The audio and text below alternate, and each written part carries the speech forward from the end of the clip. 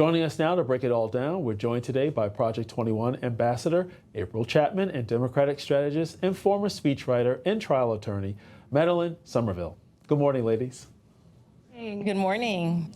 So, April, Democrats want even more concessions to get a deal done, and we only have 29 days left to pass a new budget or get an extension. The left is poised to blame any shutdown that happens on Republicans. So what's the wise strategy here?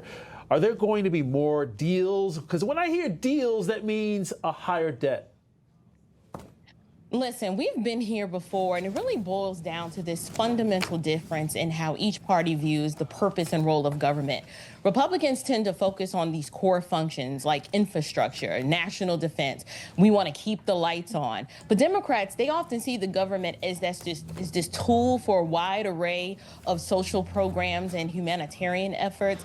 So because the visions between the parties are just so different, we get these clashes over the budget. We end up in a standfall, and I just expected this to happen until we get to an understanding of the role of government and what it should be doing. This is going to continue to happen. Madeline, you're the Democrat in the room here. Do you agree with April? And what do you think will be a major holdup should a shutdown actually occur?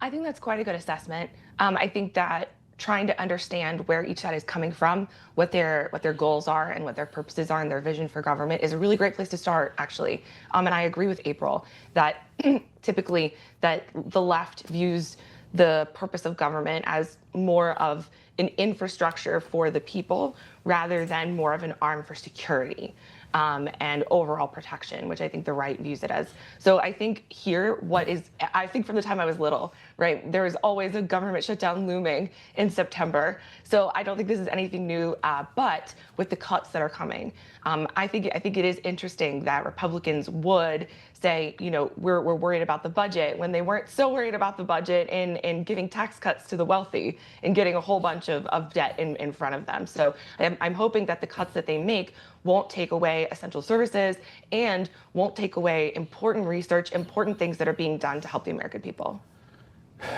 You know what? With that comment, hold on. let me move my wallet to my front pocket. Hold on to your cash. Because the Democrats want to broker a deal, and when they want to broker deals, that means more taxes for Americans. And you know what? Let's deal with what she just said. That is the line that Republicans use. It's not a line. It's not a line. Trust me. I look at my deposits, my direct deposits, and it's more taxes being taken out every time they want to broker deals. But April, let's deal with some of what Madeline just mentioned with regard to concessions. We just can't keep going, keeping things regular. We have to make some concessions, get some of the fraud out, waste and abuse, start actually changing the budgetary process, and then make legitimate cuts where, you know what, we don't have to keep doing the same thing over and over. Why? Because we keep getting the same bad results, higher debt. What say you? Well, the problem is Democrats, every time we talk about cutting, they want to spin their way to prosperity. And we're like, we're already spending too much. And every time you mention that we need to cut this because it is unnecessary, we can never move the conversation forward because to a Democrat, everything is necessary. Spending other people's money is always a necessity. And so I think, like I said in my opening statement, if we can get to the point where we understand the proper role of government, I think this conversation we can close or table the chapter. But the problem is you've got generations who are being indoctrinated to believe that the government is God and that it is supposed to supply your every waking need. And this is why we're unable to ever move this forward. Mm-hmm. Well, also on Capitol Hill today, the Oversight Committee is holding a closed-door meeting with several Jeffrey Epstein victims. And after that, Democratic Congressman Ro Khanna and Republican Thomas Massie will be holding a news conference with the victims, all as part of an effort by Khanna and Massie to pass a bill forcing the DOJ to release the Epstein files. But does this change anything, Madeline? I don't think it does. I don't think it changes anything. And I think that's part of the problem with the Democratic Party, is that there's very little change that's been going on. I do think that Ro Khanna is trying, and I certainly respect that. But I think that with the release of the emails over this past weekend, we have seen that this goes obviously a lot deeper than the American people realized. And I mean, they knew it went deep. They just didn't know how deep. And now that we've seen the associations with Peter Thiel and J.D. Vance, I would like to see that avenue explored. I think the entire overall point, though, is that the MAGA wing of the base really didn't want there to be, and frankly, no one should want there to be a two-tier justice system, right? Justice for people at the top doesn't exist. And I'm hoping that President Trump will make sure that that still happens, and that promise that he and his campaign made leading up to becoming president will still hold. I know a lot of people are really interested in these Epstein files, but I'm moving on because, you know, there's a lot of other stuff going on. So let's pivot to Chicago. We've been spending a great deal of time on this topic lately. Nearly 1,600 individuals arrested have been made so far under President Trump's crime crackdown. We're now in the third week of the federal takeover, and now, you know what? He's actually threatening to move into other cities like Chicago. Just this past weekend, over 50 people shot, and I believe the latest number, 7 fatalities. More and more people in these inner cities are being trapped, if you will, in these crime districts, and Democrats offer no solutions. Now, we know Madeline Somerville, she's a great person, not just because she has a lovely smile, but many of these, and I'm just going to be very blunt here, April, I am tired of these white liberals telling black folk how they should vote, what they should focus on, and tolerate all of this foolishness. What say you? I recently did an episode on my podcast talking about this very topic. What people don't understand is the city of Chicago didn't earn the name Chirac for no reason. It is called Chirac because the people who live there understand the tyranny that they live under and the lack of law and order that's never put into place there to protect the people. And so here we're seeing a situation where the results that this Democrat-run city is getting are exactly the results that they want to get. You cannot control people, or should I say, you can control people if you keep them perpetually afraid and begging for help.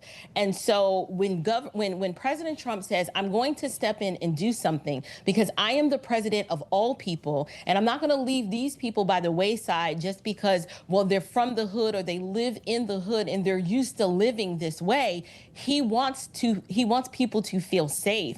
And so for the Democrat leadership to push back against this, they're unable to keep the people safe. At this point, they need to be begging President Trump for help as opposed to saying, do not come to Chicago.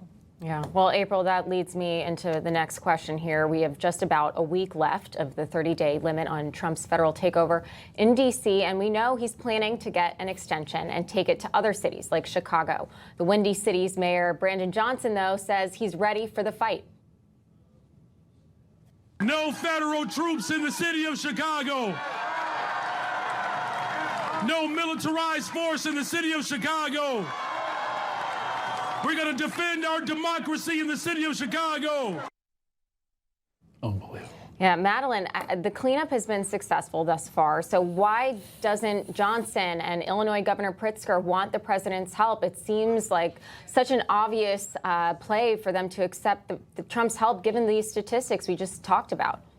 Doesn't it? It's the perfect catch-22, right? Because if Democrats don't want it, they like crime. It's literally the perfect trap that Trump has set up, because here's the thing, right? There are 3 mentions in the body of the Constitution, 2 in the amendments, and 12 in the Federalist Papers, all saying that they didn't want the president to have the power to send in his own army, because that's how you get a king. That is something that we don't stand for as Americans. Because here's the thing, right? You have to admit that if you did want a militarized presence as an authoritarian, this would be the perfect way to do it, because now you've got people, just as April said, you can control people when they're afraid and begging for help, right? So people have the crimes up, right? Democrats won't agree to the fact that that's true, right? it doesn't matter if it's up or it's down. It's a problem. So just first of all, agree to it so that you can get some credibility in saying what I'm saying right now, right? Which is that this is the perfect way to give people an excuse to ask for President Trump to come in with armed guards. And considering all the steps that he's taken that's similar to authoritarianism, such as trying to shut down Wikipedia, discrediting institutions like firing all the people at the CDC, these are all things that stack up, and it's the perfect trick to get the Democrats on board. Blah, blah, blah. Let me tell you. Just consider it, right? Just thoughtfully consider it. If you wanted to do this, this would be the perfect way. Whatever. Listen, Right? she gives and she takes away. And here's the thing, April. Here's the thing, April. You see, a lot of these liberals, they don't address the countless people who have been shot, the countless people who have died. I agree. All they are concerned, the optics of the law enforcement standing on the street. We're tired of that foolishness. And guess what? Many of them don't live in those areas. So they don't have to be concerned about the day-to-day violence that is going on. I leave my car Put your unlocked, hand just down. like President Trump said. We're not concerned about you right now because Okay, you don't live in Chicago. You don't live on the streets in New York. You don't live in Memphis. Tired of the foolishness. April, take it away. Listen, I'm from New York, and I get it. I am a small government person. I don't want to live under a king. That is not how our country was established. Respect. But when things have gotten so bad because of Democrat negligence, it is a willful negligence. There's no other way that you can explain how the crime is this bad, and they believe that they can send social workers to negotiate with criminals and domestic terrorists who are terrorizing American citizens. At this point, I would say there has been an invasion. There's been a takeover. We've got MS-13 gangs that are terrorizing and actively recruiting people in these communities. We're going to have an extreme reaction to extreme results. The problem is, unfortunately, people have already asserted and agreed in their mind that Donald Trump is a dictator versus Donald Trump is just coming and solving a problem due to their negligence. There is a difference. Yeah. Absolutely. And I'll say this really quickly before we move on. The thing is, the reason why I say that, Madeline, is because, you know what? Let guns start blazing on your block or around the corner. Guess what? You'll be calling for help and welcoming it. Why? Because you want to keep yourself safe, your husband, your children, and everyone in your community. So we need to stop the nonsense. Yeah, and to your point, John, too, I mean, what's the downside here, Madeline? What's the pushback? Is it just the optics that they don't want the National Guard on the streets? Because the Democrats haven't offered any solutions. They say, affordable housing will solve this problem. But what are they actually doing to bring crime down? Because they manipulate the statistics, and it's still occurring. This is one of the most violent weekends that occurred in Chicago in quite some time. It continues to get worse. So I just don't understand why they wouldn't accept this help. And what are they so scared of? It just seems like it's the past is really not representing what they're trying to provide here. That's 100% a fair question. And I think it's the exact question that gets at the heart of the issue, right? Because I don't have Trump derangement syndrome, right? Like I said, I hope he gets a Nobel Peace Prize for solving all the wars that he's solved, right? I come on and I give him credit where credit is due. What are they afraid of, right? Once you allow armed guards into a city, you can't control what they're going to do, right? Yes, you can. We just saw it in D.C. It was incredibly successful. Even Muriel Browser came out and said it was successful. Quickly. Go ahead. Allow me to elaborate quickly. So Sure. The official directive from the White House is that when they send the National Guard into these 19 different cities, it's to do clerical work. The official statement from the White House is that it has nothing to do with President Trump's crackdown on crime. Did you guys know that? People aren't reporting this, but I appreciate that Newsmax is giving me the opportunity to say it, right? The official statement is that it has nothing to do with crime. Why? Because under our Constitution and under each state, you're not allowed to do this. That's not the purpose of the National Guard. But Trump wants to be able to send in armed troops. And I would say that it wasn't authoritarian if it wasn't linked up with discrediting institutions, if it wasn't linked up with all the other things that he's done. So that's why I'm saying, why not question that the messaging doesn't fit with the truth? You know, there are two people who get on my nerves in this world. not all, but a lot of white liberals and a lot of black people who listen to them. Why so? Because just like we're hearing, oh, we can't let in the law enforcement and National Guard because of the optics, even though black people are dying. Oh, we can't actually have school choice because we have to actually uphold and protect the unions and so forth. I am tired of this narrative of stopping and pushing back on empowerment. Mm-hmm. And I, you know, I love you, Madeline, but I am not going to tolerate the foolishness of this narrative from liberals when it comes to liberating and allowing people to be safe and live out their American dream. It's not foolish. It's an honest opinion from my heart and from Go ahead, April. A very simple solution to this, if the people of Chicago were allowed to carry legally, invoking, since we want to talk about Constitution, fine, let's go to the Constitution. The Second Amendment gives me the right to bear arms to protect myself. All of the Taquations and the Pedros and all the criminals in these cities, if they knew that the average citizen might be packing Jesus in their heart and a 9mm on their hip, they might think twice before carjacking you and rolling up on you and trying to steal anything from you. So fine, you don't want the military? Cool. Let's just stick with the Constitution and allow people. But if we do that, that's going to force Democrats to be like, well, no, the guns are bad. When it's not the guns. Cain killed Abel with a rock. It is not the hardware. This is a heart issue of evil, wicked people, and evilness and wickedness cannot be allowed to proliferate. You've got to deal with it. It's true. And social workers don't deal with evil. Right, and let it play out. Because we've seen how, again, it worked in D.C., and if President Trump does overstep in other cities, then we'll deal with it. But in this case, there's nothing to lose. It can't get much worse than what we've been seeing on the streets so far. But April Chapman, Madeline Somerville, as always, thank you so much for your insights this morning. Appreciate it.